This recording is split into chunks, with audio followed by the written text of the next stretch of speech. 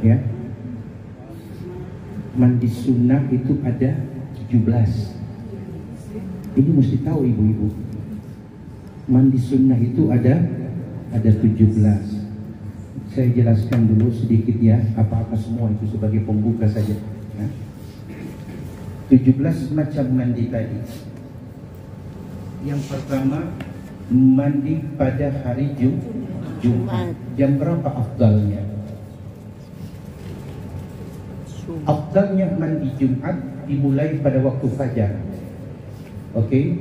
Dan pada jam 11. Waktu fajar dan waktu terakhirnya waktu duha. Itulah waktu mandi sunnah Jumat yang paling afdal. Kalau lewat Ustaz tidak apa-apa. Kan kadang-kadang orang cari yang afdalnya ya.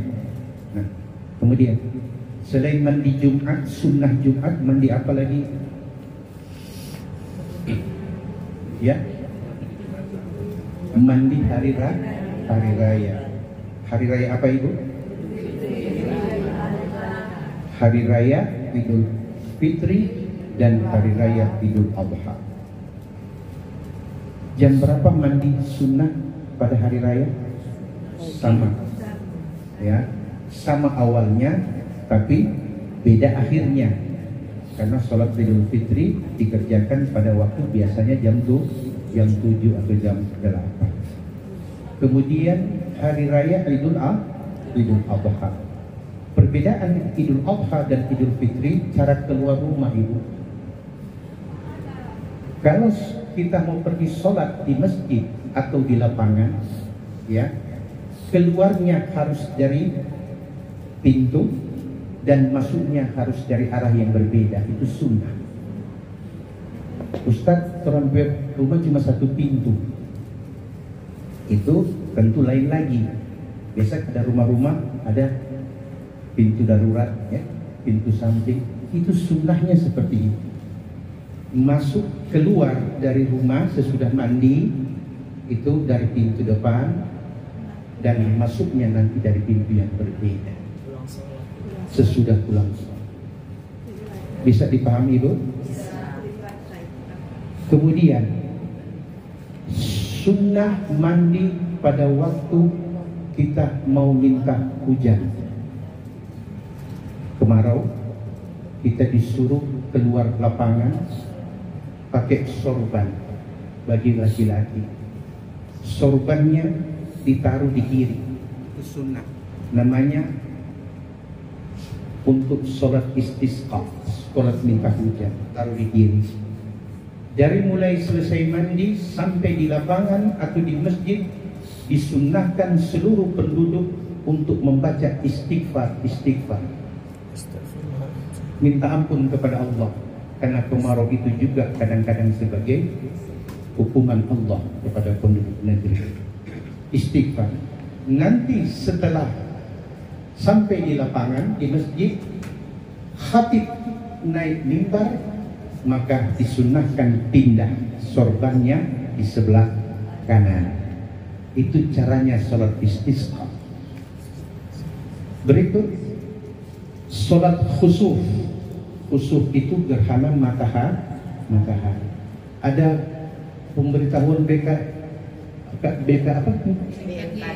BMKG disunnahkan kita mandi, namanya mandi sunnah al-khusuf namanya. Jadi paham itu. Kedua, yang berikut mandi gerhana bulan. Nah, ada mau gerhana bulan, kita disunnahkan mandi.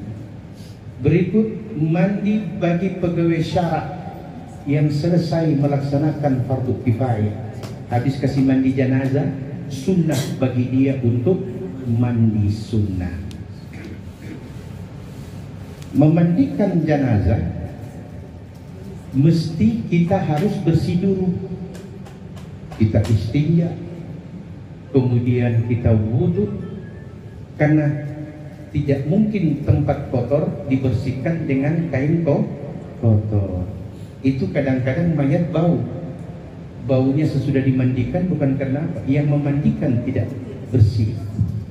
Bukan karena itulah sampai dikatakan jangan timbul fitnah Falyaghsil al-ma'munun, kata Nabi, hendaklah orang yang memandikan jenazah orang yang amanah. Jangan kasih masuk orang yang tidak perlu, karena dia tidak bikin apa-apa, hanya mencari tahu apa yang kurang kepada si mayit. Karena Nabi mengatakan, "Udhkuru mahasina mautakum wasubbu an masawihim." Sebut-sebutlah hal yang baik dari orang yang wafat di antara kamu, dan tutupi segala hal yang kurang yang kalian lihat. Bisa dipahami, Bu? Bisa. Itu sunnah mandi berikut. Kemudian sunnah mandi bagi orang yang baru masuk Islam. Al-ghusl idza aslama.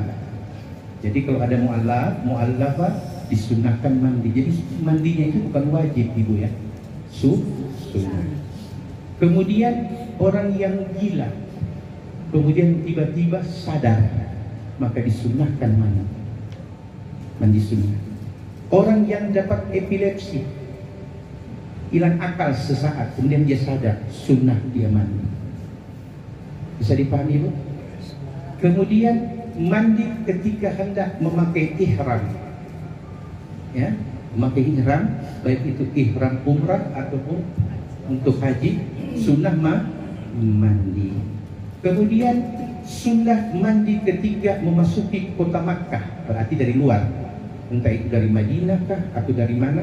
Pada waktu akan masuk kota Makkah, di manakah afdalnya? Sebelum kelihatan tapal batas kota Makkah, di situ kita mandi. Kan ada rest area biasa ya. Sebelum masuk kota Makkah itu ada rest area. Kecuali naik kereta. Berikut, mandi ketika mau wukuf di Arafah. Pada waktu mau wukuf, sunnah mandi. Berikut, kemudian sunnah bagi orang yang di Muzdalifah disunnahkan mandi, ya, sebelum itu mandi. Kemudian pada waktu akan melempar jamarat 3 kali itu sunnah juga mandi. Kemudian waktu tawaf, bukan karena bagian rukun ya, tapi cuman mau tawaf. Orang bertanya, Ustaz, mana lebih afdal? Salat sunnah tahiyatul masjid di Masjidil Haram atau tawaf? Sepakat ulama, lebih afdal tawaf daripada sunnah tahiyatul masjid. Karena tahiyatul masjid di semua masjid boleh dibuat, tapi tawaf hanya ada di Makkah, tidak ada di tempat lain, kecuali di Gunung Bawah Karai. Bisa dipahami? Berikut, pada waktu akan sa'i, waktu mau sa'i itu sunnah mandi. Berikut, ketika akan memasuki kota Madinah, kalau kita dari Makkah atau dari Jeddah atau dari mana mau masuk kota Madinah, disunnahkan mandi. Itulah 17 macam bentuk sunnah mandi. Itu saja dulu. Kemudian mengenai hikmah syukuran. Kita kalau dapat kabar, dapat berita, ada teman, keluarga handai tolak yang dikaruniai anak, rata-rata orang bilang apa itu? Selamat nih, sudah dapat anak baru, sudah dapat cucu. Apa itu salah, Ustaz? Tidak salah. Tapi kita ini diajari oleh Nabi. Ada ucapan-ucapan yang ketika diucapkan ada mengandung doa bagi yang melahirkan dan bagi yang dilahirkan.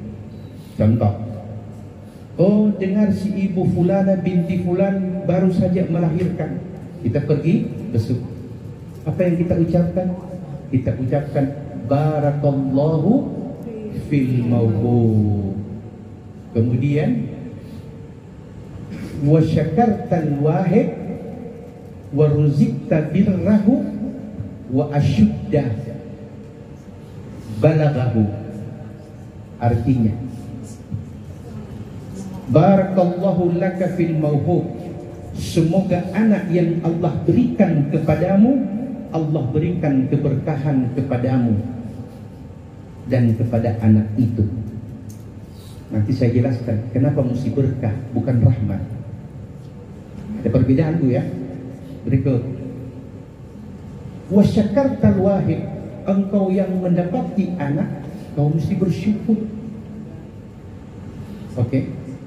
Wa balaghahu asyuddah, dan semoga anak yang lahir ini Allah beri umur panjang sampai dewasa.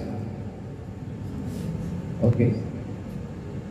Wa syakartal wahid, syukurmu itulah semoga menjadi sesuatu yang membawa berkah bagi anak ini.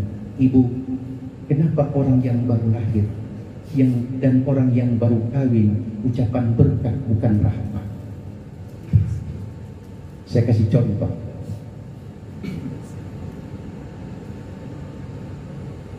Anjing kalau beranak, satu kali beranak berapa ekor? Banyak. Ya. Oh, berarti ada kira anjing semua ini. Birman. Oh, Birman. Katanya. Mana lebih banyak kalau beranak? Kambing apa anjing? Anjing. Anjing. Yang paling banyak dicari orang kambing apa anjing? Kambing. Dalam hitungan logika populasi, yang paling banyak dicari pasti paling kurang. Sudah paling kurang, paling sedikit lagi dia berkembang biak. Tapi sampai hari ini belum pernah ada orang bilang orang so habis kambing. Betul tidak? Itu makanya tidak ada foto yang berjalan tengah-tengah malam cari kambing pelepas. Yang ada biasa cari anjing pelepas. Itu berarti banyak anaknya tapi sedikit manfaatnya. Kambing sedikit anaknya tapi besar manfaatnya. Itulah perbedaan antara barakah dan rahmat. Bisa dipaham? Nah, anak yang baru dilahir, barakallahu laka wa alaika, semoga engkau ibu yang melahirkan dan suami yang menjadi sulbinya, semoga Allah beri keberkahan kepada kalian berdua dan kepada anak yang lahir ini. Jadi walaupun rezekinya sedikit tetap ada berkah. Bisa dipaham? Oke. Itu bicara melahirkan.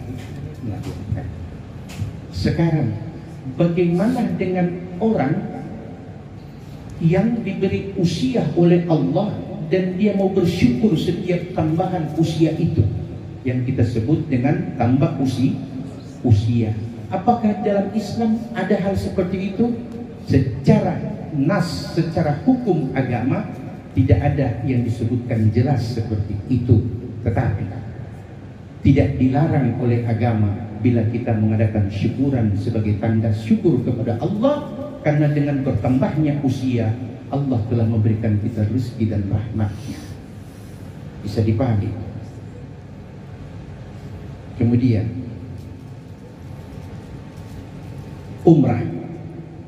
Ini satu kali umrah.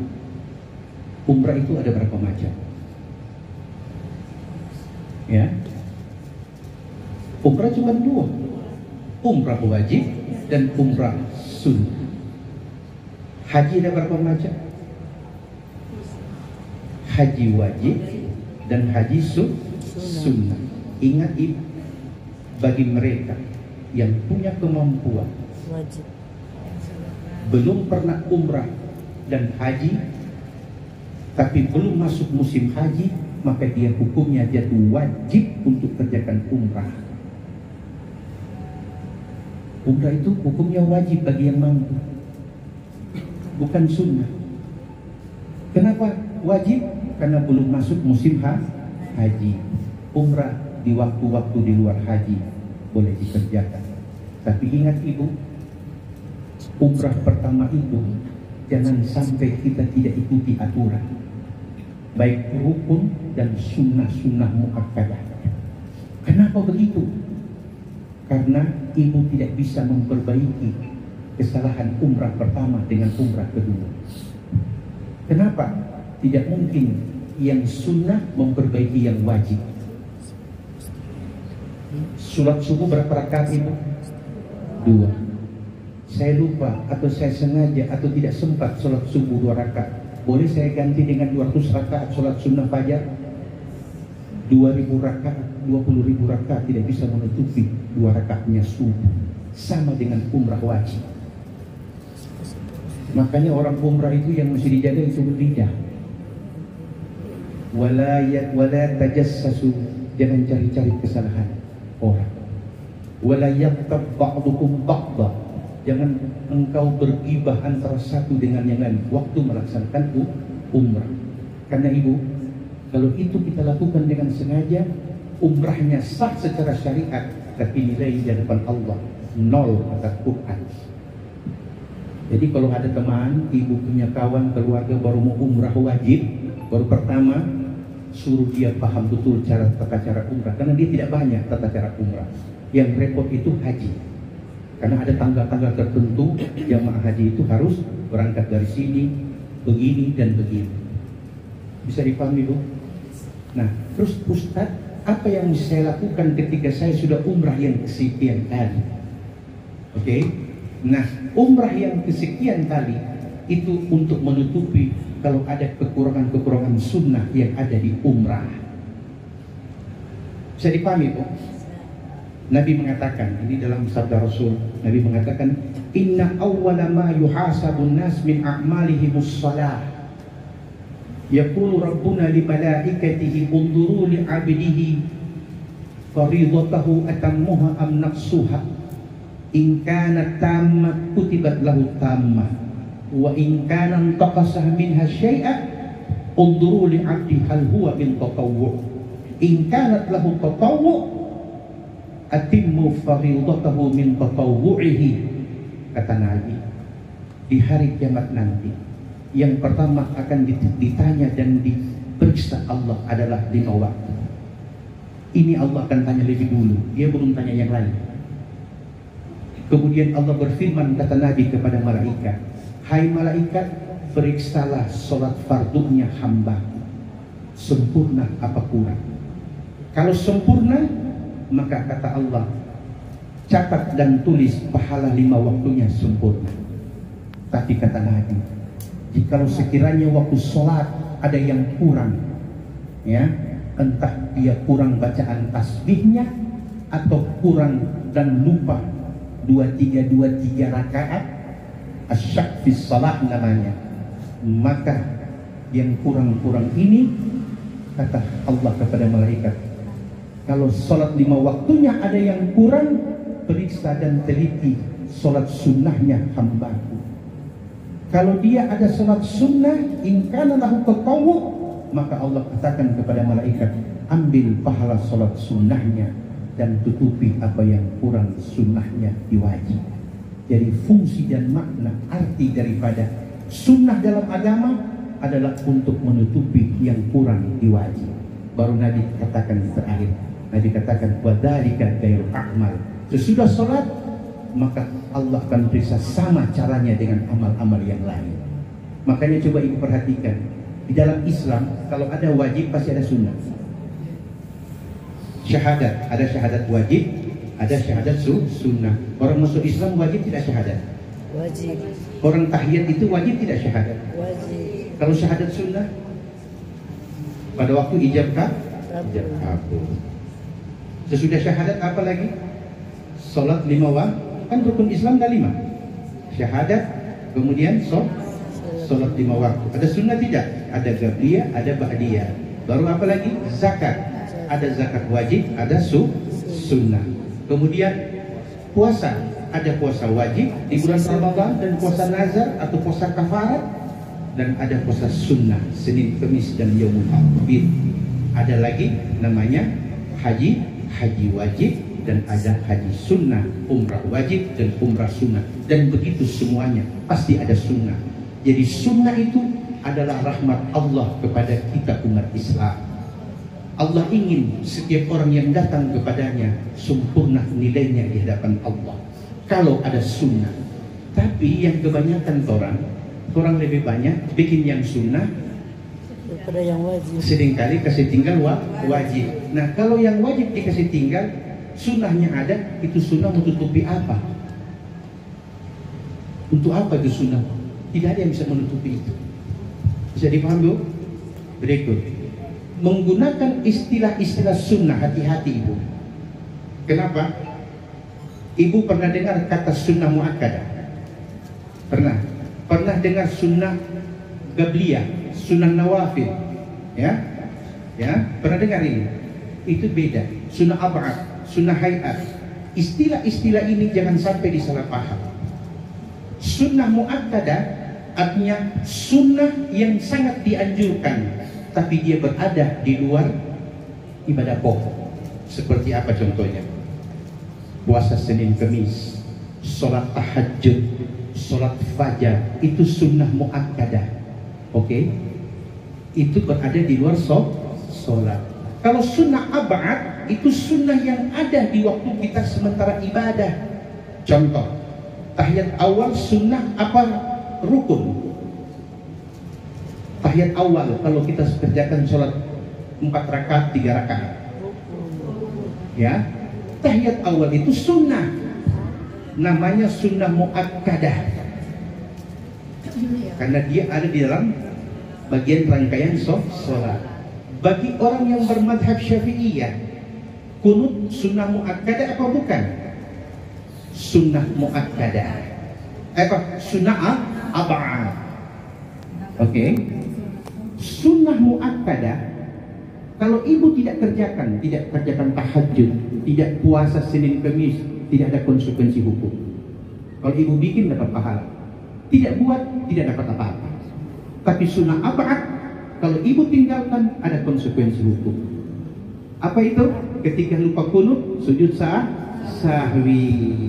Ketika lupa tahiyat awal, ada ganti sujud sahwi. Itu sunnah ab'ad. Jadi bedakan ya, sunnah ab'ad dan sunnah muakkadah. Ada lagi yang namanya sunnah hayat. Sunnah hayat dia merupakan bagian daripada rukun sholat, tapi dia bukan rukun.